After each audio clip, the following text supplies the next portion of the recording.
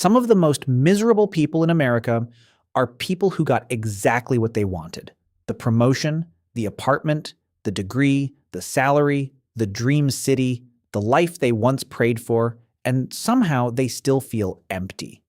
Not because they failed, but because success didn't feel the way they thought it would. You work for years believing happiness is waiting somewhere ahead of you. After the next milestone, after the next paycheck, after things finally settle down. But then the moment comes. You achieve the thing. Everyone congratulates you. Your phone lights up. People tell you how proud they are. And later that night, you sit alone in your apartment in complete silence, feeling absolutely nothing.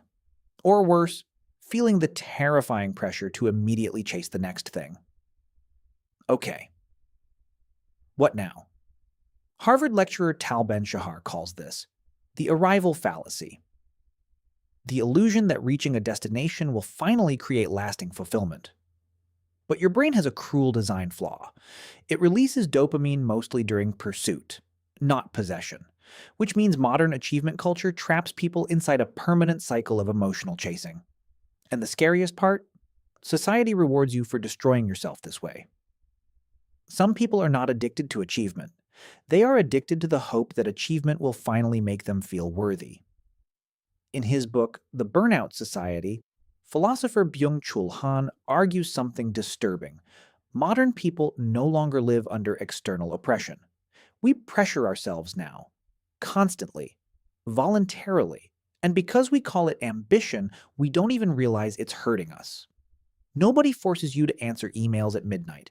Nobody forces you to monetize your hobbies. Nobody forces you to listen to productivity podcasts while driving home exhausted from work, but millions of people still do it, every day.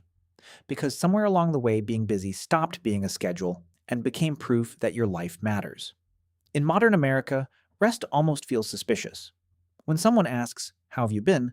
people proudly answer, "Busy," as if exhaustion itself became social currency. And maybe you felt this too. You finally sit down to relax, and after 10 minutes of doing nothing, guilt starts creeping in. You open your laptop again, check your phone again, look for something useful to do, not because you want to, but because your nervous system no longer knows how to feel valuable without productivity attached to it. Even vacations feel performative now. You don't just experience moments. You document them, optimize them, post them, turn them into proof, and slowly life starts feeling less like something you're living and more like something you're managing. Burnout is not always caused by working too hard. Sometimes it comes from believing your existence must constantly be earned. Most people think they're chasing success, but deeper down, many are actually running from shame. The fear of falling behind, the fear of being average, the fear that if they stop achieving, nobody will see value in them anymore. Philosopher Alain de Botton in Status Anxiety wrote, "The price we pay for expecting to be treated as equals is a constant anxiety that we are not." And social media made this infinitely worse, because now you are exposed to thousands of curated lives every single day. Someone younger, making more money, someone fitter, someone happier, someone more successful, someone already living the life you're still trying to build. And even if you logically know it's curated, your nervous system still reacts to it emotionally. So you keep pushing yourself harder, not necessarily because you love the dream, but because you're terrified of what it might mean if you stop chasing it. And eventually something dangerous happens. You lose the ability to rest without feeling guilty. You sit on the couch and your brain whispers, "You should be doing more." You try spending time with family, but mentally you're still inside your inbox. You go to dinner with friends, but part of you is calculating tomorrow already. And one day you realize your entire life has become preparation for a future that never arrives. We romanticized hustle culture so deeply that many people no longer know the difference between ambition and self-abandonment. The saddest part is not exhaustion. It's disconnection from yourself, from other people, from the present moment. Because achievement addiction slowly turns human beings into performances. You stop asking, "What actually makes me feel alive?" and start asking, "What would look impressive?" Some people become so productive, they don't even realize they're emotionally disappearing. And maybe that's why silence feels uncomfortable for so many high achievers. Because when life slows down, there's suddenly nothing distracting them from themselves anymore. No notifications, no goals, no progress tracking, no praise, just them.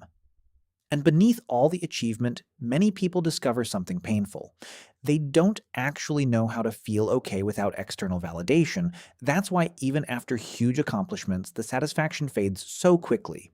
Because achievement can temporarily distract insecurity, but it cannot heal it. Some people spend their entire lives trying to become impressive enough to finally feel safe inside themselves. So, what's the solution? It's not laziness, and it's not giving up on ambition. It's learning how to stop measuring your worth exclusively through output. Psychologist Mihaly Csikszentmihalyi described a state called flow, a state where fulfillment comes from immersion in the experience itself, not from future rewards. And maybe that's what people are actually starving for now.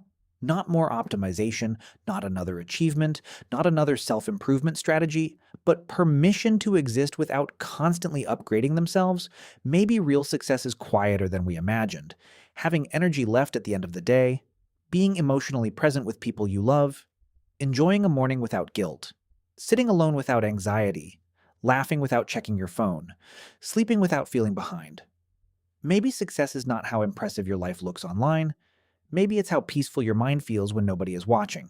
The tragedy is not that people work too hard. It's that many people spend their entire lives earning a life. They never actually have time to live. And maybe that emptiness you felt after achieving something huge was never failure. Maybe it was your soul realizing accomplishment and fulfillment are not the same thing. Because no amount of success can heal the feeling of believing. You are only lovable when you are performing. And if nobody ever told you this before, you do not have to earn your right to exist peacefully. You are allowed to rest before burnout forces you to. You are allowed to slow down before life collapses around you. You are allowed to enjoy your life while you are still building it. Because one day, many people will wake up and realize they spent their whole lives becoming extraordinary to strangers while feeling completely disconnected from themselves. And that is the real achievement trap. The saddest thing about modern success is that many people destroy their mental health trying to build a life they never slow down long enough to actually feel. If this video resonated with you, comment worthy. Not as motivation, not as performance, but as a reminder that your value as a human being was never supposed to depend on how exhausted you are. And tonight, before you open your laptop one more time, ask yourself honestly, if nobody was watching your life, would you still want to live it this way?